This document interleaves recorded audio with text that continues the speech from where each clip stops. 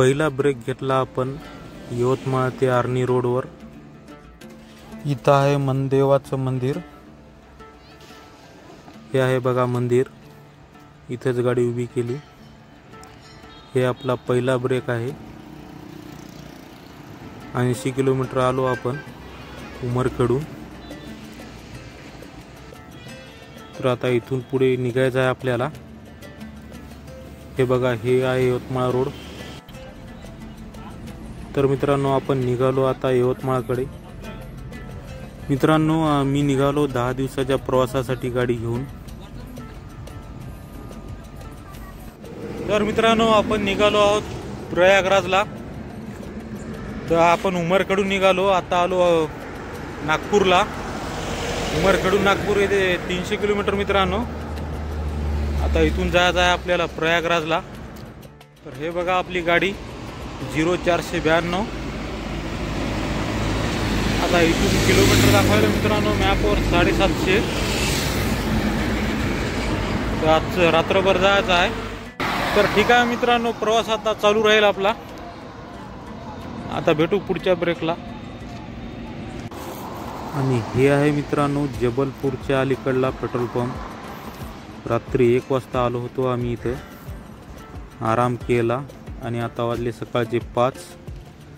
आता थोडं फ्रेश होऊन चहा पिऊन आता इथून पुढच्या प्रवासाला निघायचं आहे। तर आता पुढचा स्टॉप आपला मेहरचा राहील। आणि मेहरला आहे मित्रांनो, प्रयागराजला जाताना आपल्याला मेहर लागणार आहे मित्रांनो रस्त्यात। मेहरला आहे माँ शारदा देवीचं मंदिर, तिथं दर्शन घेऊन आपण पुढच्या प्रवासाला निघणार आहोत। तर चला मग आता भेटू आपण मेहरला। तर मित्रांनो, आपण आलेले आहोत आता माँ शारदा देवीच्या पार्किंगला।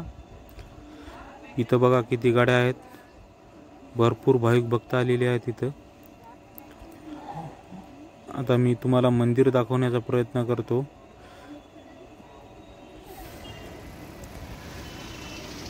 तर इथून पार्किंग मध्ये आतमध्ये गाड्या जात असतात। आणि मित्रांनो, इकडं आहे बघा मंदिर। आता हे आहे मित्रांनो मंदिर माँ शारदा देवीचं। इथून चालत जावं लागते।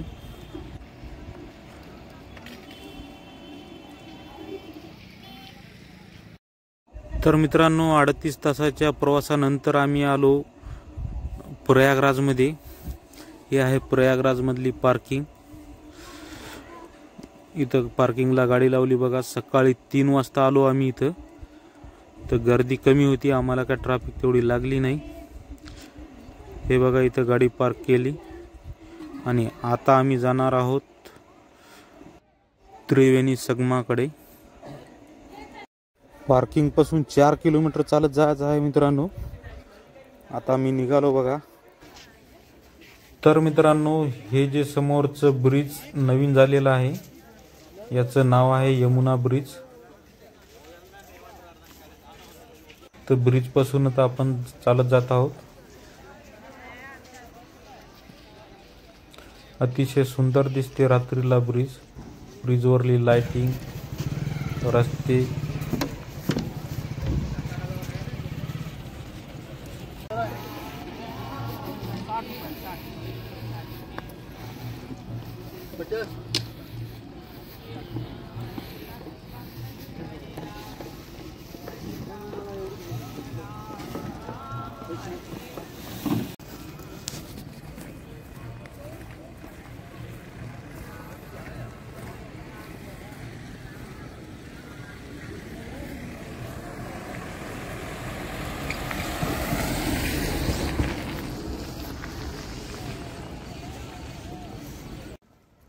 मित्रांनो, प्रयागराजमध्ये जगातील सर्वात मोठा आध्यात्मिक सोहळा महाकुंभ मेळा 2025 हा एक असा सोहळा आहे जो 12 वर्षांनी एकदा येतो आणि कोट्यावधी भाविक येथे स्नानासाठी येतात।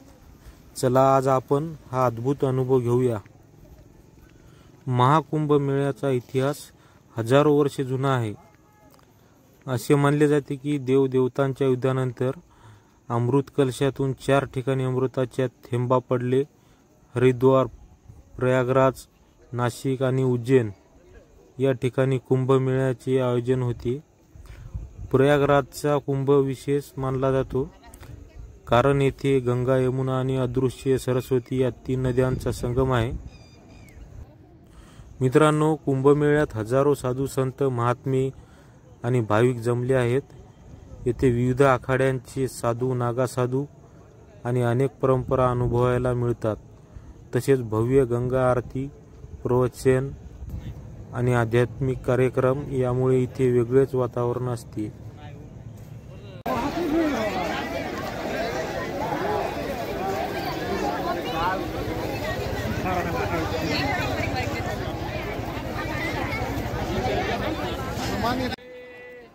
मित्रांनो, मी पहिल्यांदाच कुंभमेळ्यात आलो आणि हा अनुभव अविस्मरणीय आहे.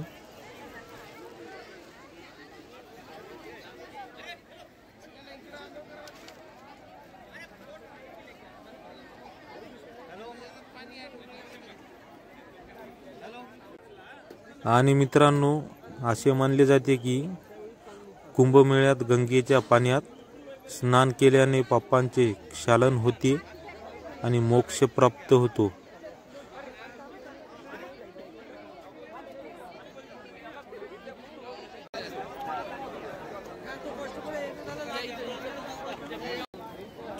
तर मित्रांनो, मी आलो गंगेमध्ये स्नान करून. आता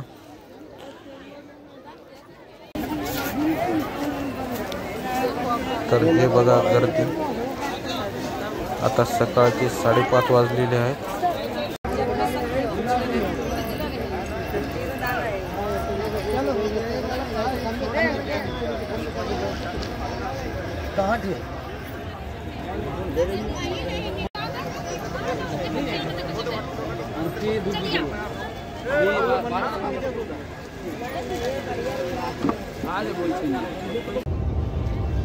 तर मित्रांनो, असा आहे बघा व्ह्यू. जास्त काय गर्दी नाही आज.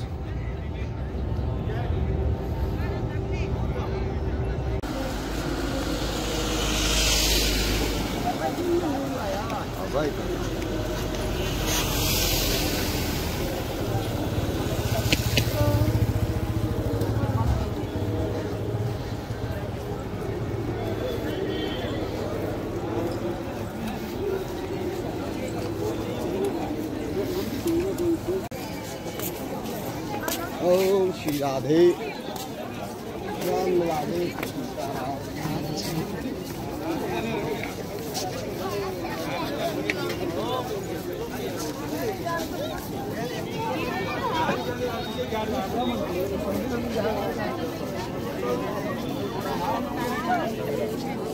आणि मित्रांनो, आज आहे 5 तारीख 5 फेब्रुवारी 2025. तर आजच्या दिवशी इथं येणार आहेत आपले देशाचे पंतप्रधान मोदी साहेब. तर मोदी साहेब येणार असल्यामुळे इथं जरा कडक बंदोबस्त केलेला आहे. आणि इथं जे बोट होत्या त्रिवेणी संगमाकडे जाण्यासाठी, ते बोटिंग पूर्णपणे बंद केलेले आहेत. तर त्याच्यामुळं आम्हाला थोडासा त्रास झालेला आहे, पण ठीक आहे. आम्ही घाटावर आंघोळी केली आता, आणि आता मी चाललो गाडीकडे. तर मित्रांनो, प्रयागराजला बाय बाय करत आपण निघालो आहोत आता काशीकडे. काशीला जाणार आहोत आपण, आणि काशीहून समोर आपल्याला अयोध्याला जायचं आहे. आता प्रवास असाच चालू राहील. आणि मित्रांनो, इथं आहे भंडारा खाण्यासाठी आम्ही थांबलो. इथं जे हॉस्पिटल आहे, हॉस्पिटलच्या मालकाने इथं भंडाऱ्याचं नियोजन केलेलं आहे. आम्ही इथं जेवण केलेत आहे, आणि आता इथून निघणार आहोत पुढच्या प्रवासाला. तर चला मग मित्रांनो, व्हिडिओचा आनंद घ्या. व्हिडिओ आवडला असेल तर व्हिडिओला लाईक करा, शेअर करा, चॅनलला सबस्क्राईब करा, आणि तुमच्या मित्रांना पण व्हिडिओ शेअर करा.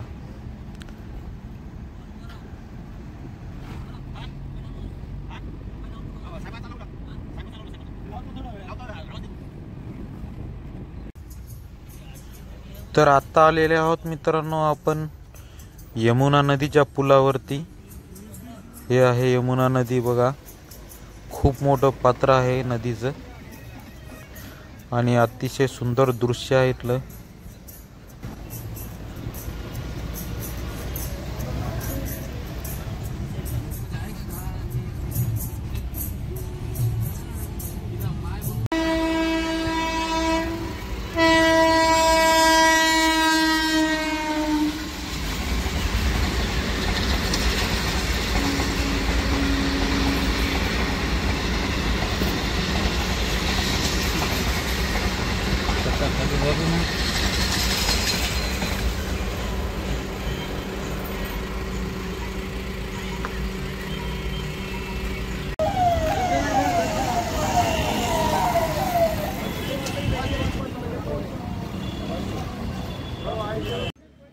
तर गुड मॉर्निंग मित्रांनो, आता आलेले आहोत आपण अयोध्येमध्ये।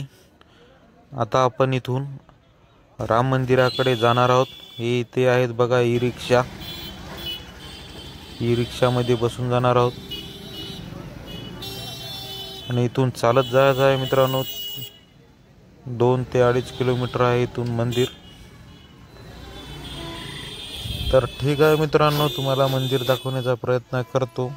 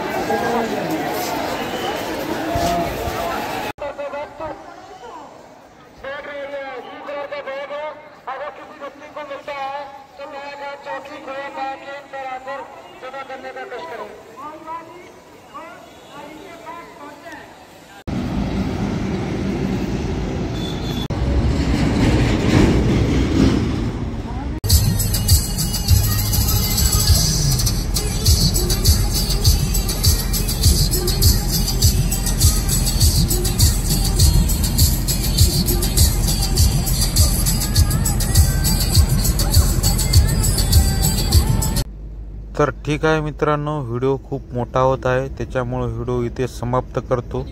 भेटू लवकरच पुढच्या व्हिडिओमध्ये।